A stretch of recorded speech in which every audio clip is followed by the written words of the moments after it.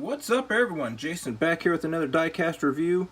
You can tell by the title of this video, I will be reviewing the Dale Earnhardt Sr. 1997 Daytona 500 Crash Car in 1/24 scale. This is the standard ARC edition.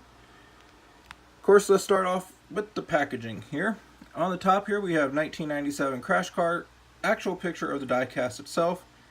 Of course, up on the top right here, we have the official licensed NASCAR logo, 1/24 scale stock car. Got a big old E right there and Dale Earnhardt's signature. Move on to the side here, we have limited edition adult collectible, number 3 and Dale Earnhardt. Of course, got Dale Earnhardt right there and action. Look at this end of the box here, just your standard 1999 box end.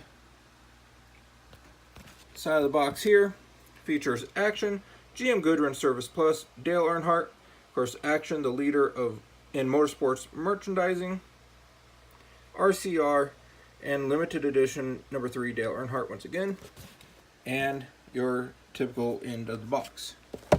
So that is the packaging. Let's take a look at the Crash Car itself, because it is a good looking car. Highly recommend it if you can pick it up for a good deal. I see them pop up on eBay every once in a while for at least, lowest I've seen is for 150, so that's a pretty good deal.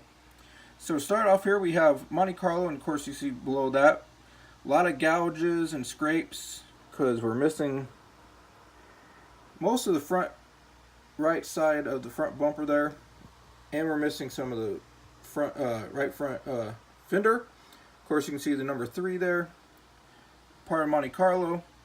We do have the Chevy bow tie and GM Goodrun Service here up on the hood. You see some gouges on it, and how bent up this hood is incredible.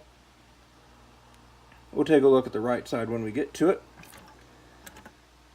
For contingencies here on the front, we have Comp, Plastic, Simpson, Moog, Edelbrock JE, and 76 race fuel. Of course, you can see there are some scrapes on that.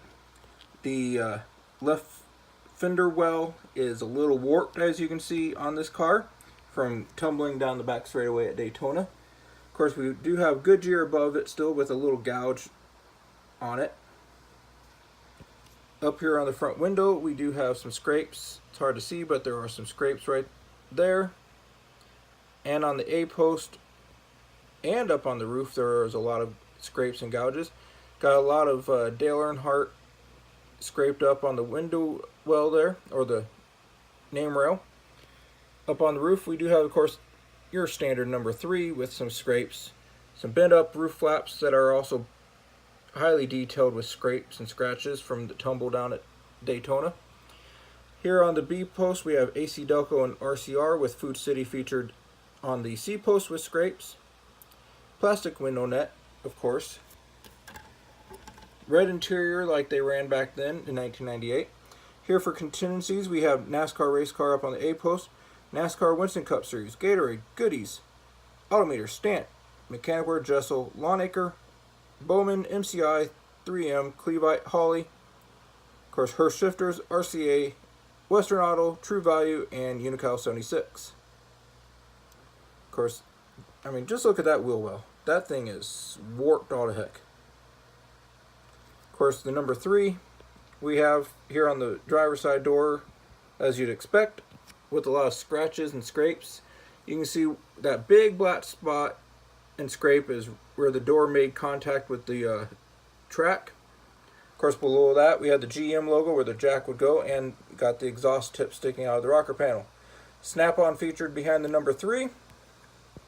Moving along, we do have Goodrun Service here on the quarter panel, which is also all scraped up. Burger King and We Care. If you look at the rear on the tires, we do have some scrapes on those. Of course, you can see Goodyear is scraped up, and down here on the front also is scraped up pretty good. Moving along to the back of the car. No taillight decals on the cars back then, so we do have 2 number 3s on where the taillight decals would be. There's your Chevy bow tie, which is scraped up, and some scrapes on the right corner of the rear bumper there. It does have Goodwrench Quick Lube Plus and www.gmgoodwrench.com right there. Here up on the deck lid, that's all beat to heck.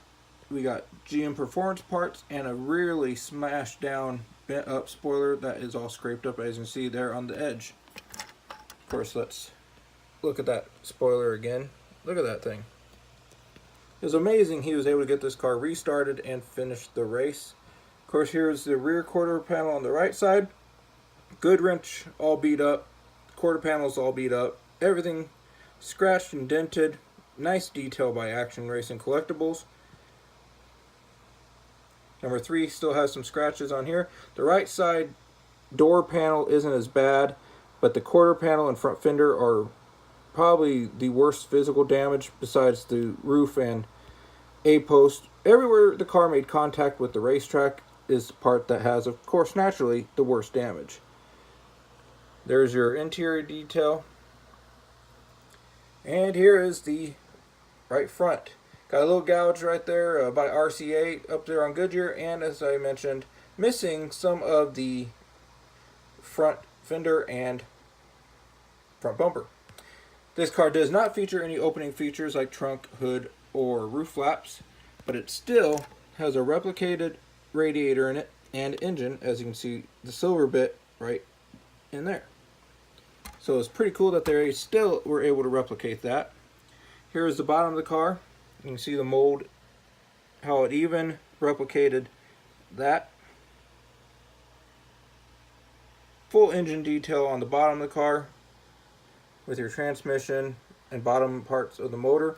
You can see the radiator right there and the radiator fan for cooling. This car was produced in 3 scales, 1/24th, 1/32nd, 1/64th. There is a elite version of this car, which they produced, I believe, around 10,800 of that car. So it was really mass produced a lot. They all, as well as you can see, they produced a unnumbered amount of the ARC here. The 1/32nd was, I believe, exclusive to an RCR museum set of 1/32nd milestone cars of Dale Earnhardt Sr.'s career. The 1/64 scale, I've not personally seen one of them in person. They also did a lot of special finishes of this car for the Race Fans Only TV show on QVC back in the day, including, I believe, 24 karat gold. They did color chrome, platinum. There's probably a lot more special finishes of that car that was produced that I'm not aware of. So if you can find this online, locally, flea markets, eBay for a good deal, I highly recommend picking it up. These cars don't drop in value. Right now, they usually hold their value pretty good. This is a friend's car, so I want to thank him a lot for letting me borrow it to review, and I will be trying to buy this car from you. So keep a lookout for that, my friend. So if you enjoyed this review, give it a thumbs up. I'd highly appreciate that. Subscribe if you haven't subscribed yet. Be sure to click the bell for notifications. I post new diecast reviews every Monday and randomly throughout the week, towards the end of the week at least, so click that bell. You can follow me on social media absolutely everywhere at JasonAStrange69. So thanks for watching. See you next week for an all-new diecast review. Bye.